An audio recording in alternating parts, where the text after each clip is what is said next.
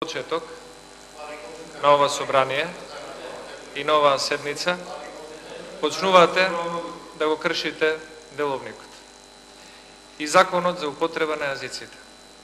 2008 година, заедно со СДСМ и ДУИ, и 2011 година потоа, овој закон имаше своји амандмани.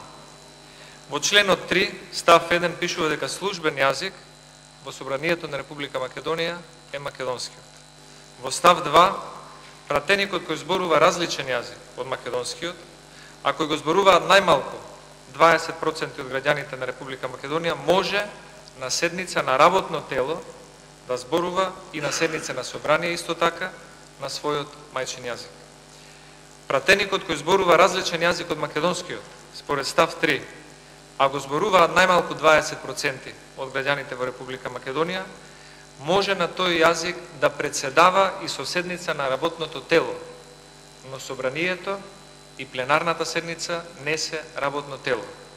И апелираме овој закон да се почитува од сите пратеници и од пратеникот Талат Џафери, барем до моментот додека она што го имате договорено со СДСМ не го преточите во законска одредба.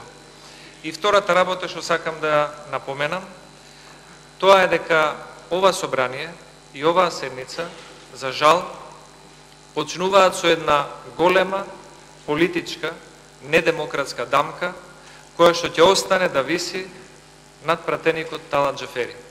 Бидејќи тој е досега единствениот, кој што прифати една улога на недемократски начин, на нелегитимен начин, на нелегален начин, на едно скришно, неделовничко, надвор од седница и од заседание гласање, да биде октроиран председател на собранието. Затоа ние вас ќе ве почитуваме како пратеник во собранието избран од граѓаните, со верификуван мандат, како што сите ние имаме мандати и сме должни да бидеме тука и да работиме во интерес на граѓаните.